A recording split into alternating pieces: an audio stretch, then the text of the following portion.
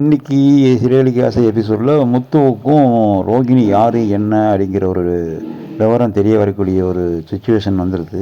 அது என்னன்னாக்க, ரோகிணியோட முதல் புருஷனோட சொந்தக்காரங்க ஏற்கனவே முத்துக்கு அறிமுகமானவங்க ஹாஸ்பிட்டலுக்கு வந்திருப்பாங்க குழந்தையெல்லாம் செக் பண்ணுறதுக்கு.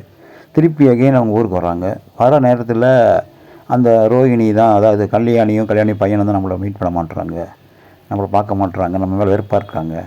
அட்லீஸ்ட் நம்ம தம்பி ஃபேமிலி இருக்க ஃபோட்டோவையாவது, கல்யாண ஃபோட்டோவையாவது எடுத்து வீட்டில் மாட்டியிருப்போம் அப்படின்னு சொல்லிட்டு அந்த ஃபோட்டோ ஃப்ரேம் போடுறதுக்கு பார்க்குறாங்க. அந்த நேரத்தில் முத்துவும் அவங்க வந்துடுறாப்புல வர சொல்கிறாங்க. முத்து கேட்குறாங்க, இந்த மாதிரி ஒரு ஃபோட்டோ ஃப்ரேம் போடணும், என் தம்பி ஃபேமிலி இருக்காங்க அப்படிங்கும்போது எனக்கு தெரிஞ்ச கடை இருக்குது அப்படின்னு சொல்லி முத்து என்ன பண்ணுறாப்புல, முத்துவோட ஃப்ரெண்டு ஃபோட்டோ ஸ்டுடியோ வச்சுருக்காப்புல அங்கே கூட்டிகிட்டு போகிறாரு. பட் இல்லை ட்விஸ்ட்டு, அந்த ரோகிணியோட அண்ணியும் அவங்க முத்துவும் காரில் இருந்துடுறாங்க. அவர் மட்டும் போய் ஃபோட்டோ ஃப்ரேம் கடைக்கு போகிறார். அந்த நேரத்தில் அந்த ரோகிணியோட வீட்டுக்காரோட அண்ணன் ஃபோன் அடிக்குது. ஃபோனை எடுத்துக்கிட்டு முத்து கடைக்கில் போகிறாப்புல. அவர் என்ன முத்து வந்துட்டீங்க நீங்கள் போது, இல்லைங்க உங்கள் ஃபோன் வந்துச்சு, அதான் கொண்டு வந்தேன். ஓஹோ, என் ஃப்ரெண்டு தான் அப்படின்னு ஃபோனை வாங்கி ஃப்ரெண்ட்டு பேசிகிட்டு இருக்காரு. அவரும் ப்ரிண்ட் எடுக்கிறதுக்கு ஒரு காப்பி வந்து கடைக்கு அனுப்பிடுறார். அவர் நண்பர் என்ன பண்ணுறாரு, ப்ரிண்ட் எடுத்து வச்சு மேலே வச்சுருக்காரு. ஏதாச்சும் முத்து அந்த ஃபோட்டோ பார்த்துட்டு அதிர்ச்சி ஆயிடுவான். ஃபோட்டோவில் பார்த்தாக்க நம்ம ரோஹிணி, அதான் கல்யாணி, முதல் புருஷனோட கல்யாண குளத்தில் நிற்கிறாங்க. முத்து பார்க்குறத பார்த்துட்டு ரோஹிணியோட சொந்தக்காரர் வந்து, என்னங்க பார்த்துட்டு இருக்கீங்க? இல்லைங்க இவங்க இதுதான் சொன்னார்ல, என் தம்பி சம்சாரம் இறந்து போயிட்டார், என் தம்பி திருப்பி கல்யாணம் பண்ணிட்டாங்க சொன்னல கல்யாணி. அன்றைக்கி கூட நம்ம கிரீஷனோட பையனை பார்த்தோம்ல, இவங்களோட பையன் தான். அப்படிங்கும்போது முத்துக்கு அப்படின்னு நெஞ்சு வெடிக்கிற மாதிரி ஆயிடுது. இருந்தால் வெளி கடிக்காமல் அவருக்கு இருக்கிற தெரியுங்களான்னு, இல்லைங்க இப்போ தாங்க பார்க்குறேன் அப்படின்ட்டு முத்து இதே வேகத்தோடு கடுப்பாகி பாருக்கு போயிடுறான். இதுக்கு இடையில் கிரீஸை கடத்துறதுக்கு, அதாவது கிரீஸை வீட்டுக்கு துரத்துறதுக்கு மனோஜோட பிஏ வந்திருப்பாள். அவன் என்ன பண்ணுறா, திருப்பி மனோஜை கையில் கொடுக்குறான். சார் ஒரு இது ஐடியா. என்ன ஐடியா? Business idea? இல்லை பர்சனல். என்ன பர்சனல் சொல்லு அப்படிங்கும்போது, இல்லை சார் அந்த பையனை வந்து வெளியேற்றுறதுக்கு ஒருத்தர் தத்து கேட்குறாங்க.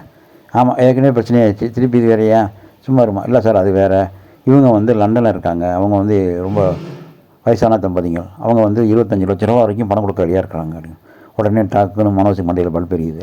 ஆஹா, ஏற்கனவே கடனில் மாட்டி சீக்கிரம் வீடு பிரித்து தான் கேட்டு தர மாட்டேன்ட்டாங்க, கடன் மொத்தமாக தலைவலும் கிடக்குது, இதான் சாக்கடின்ட்டு. அப்படியா அப்படிங்கும்போது, ஆமாம் சார், நம்ம இன்னும் கொஞ்சம் பேரம் பேசணும்னா 30 லட்ச ரூபா வாங்கலாம் சார் அப்படிங்கும்போது உழந்துடுறான் மனோஜ். அதை கேட்டு இருந்த ரோஹிணி வந்து, ஏமா அவனுக்கு வேலை இல்லையாம்மா, அப்போ போய் ஸ்டாக் செக் பண்ணால் அந்த பொம்பளை வரட்டி விட்டுறா. உடனே மனோஜ், ரோஹிணி சூப்பர் ஆப்பர்ச்சுனிட்டி ரோஹிணி, நம்ம அந்த பையனை வச்சு நம்ம என்ன செய்கிறீங்க, அவன் போய் நம்ம படிக்க வைக்க முடியுமா, ஏதோ சாப்பாடு போடலாம், எல்லாம் பண்ணலாம் வைக்கலாம், இப்போ நல்ல சான்ஸ் வந்துருக்குங்க. அதெல்லாம் வேணாம், ஏற்கனவே வீடை பிரிக்கணும், சொத்தை பிரிக்கணும்னு சொல்லி பிரச்சனை பண்ணி தான் முத்து பெரிய இதாகி போய் நிற்கிது. முத்து ஒத்துக்க மாட்டாப்லாமா, மீனை ஒத்துக்க மாட்டாங்க. இல்லை, நான் முத்துவை பேசி கன்வின்ஸ் பண்ணுறேன், நீ மீனாவை கன்வின்ஸ் பண்ண அப்படின்னு சொல்லி பேசும்போது அதெல்லாம் முடியவே முடியாதுன்றாங்க. அதே நேரத்தில் நம்ம மீனா என்ன பண்ணுறாங்க, ரோஹிணிகிட்ட ஒரு 7 நாள் கிட்ட கொடுத்துருக்காங்க. அதாவது 7 நாளுக்குள்ளே வீட்டுக்கார்ட்ட உண்மையை சொல்லிடணும், அதுக்கு மேலே டிலே பண்ணி நானே எல்லாத்திட்டையும் சொல்லிடுவேன், வீட்டுக்கார்ட்ட சொல்லிடுவேன் சொல்லி வச்சுருப்பாங்க.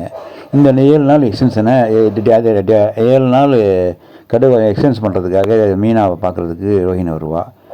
மீனாவை கூட இருக்க அவங்க தொழில்முறை ஃப்ரெண்ட்ஸ் என்ன பண்ணுவாங்க, என்ன ஒரு மாதிரியாக இருக்குங்கும்போது ரோஹிணி அந்த நேரத்தில் வந்து சேர்றா, நேராக வர்றா. பற்றியா எல்லோரும் எனக்கு கேட்குறாங்க, நான் எப்படி இதாக இருக்க முடியும், நீ இப்படியே பண்ணிகிட்டு இருக்கிற, நீ கொடுத்து 7 நாள் பத்தாது அப்படின்னு ரோஹிணி சொல்கிறான். ஏன் 70 வருஷம் தட்டுமா அப்படின்னு மீனா கோவப்பட்டு, உனக்கு கொடுத்து 7 நாளுக்குள்ளே நீ சொல்லணும், அப்படி நீ சொல்லலை நான் என் வீட்டுக்கார்ட்ட சொல்லிடுவேன், என்னால் இதுக்கு மேலே தாங்க முடியாதுங்கும்போது வாக்குவாதம் போயிட்டு இருக்குது. இதுக்கு இடையில பார்த்தீங்கன்னா முத்து பாருக்கு போயிட்டு நேராக வீட்டுக்கு வராப்புல வந்து, ஏப்பா இவங்க உண்மை தெரியுமாப்பா அப்படிங்கும்போது மனோஜ் அப்பயே என்ன பெரிய உண்மை, இல்லடா உன்னைய பற்றியே தான்டா அப்படின்னு சொல்லிட்டு, இந்த ரோஹிணி யார் தெரியுமாப்பா, அதான் கல்யாணிப்பா அப்படிங்கிற மாதிரி இன்றைக்கி எபிசோட் முடியுது. அப்போ நாளைக்கு பெரிய பூகம்பம் அடிக்க போகுது சிறையலிக்கு ஆசையில். வெயிட் அண்ட் சீ என்ன நடக்குதுன்னு பார்ப்போம்.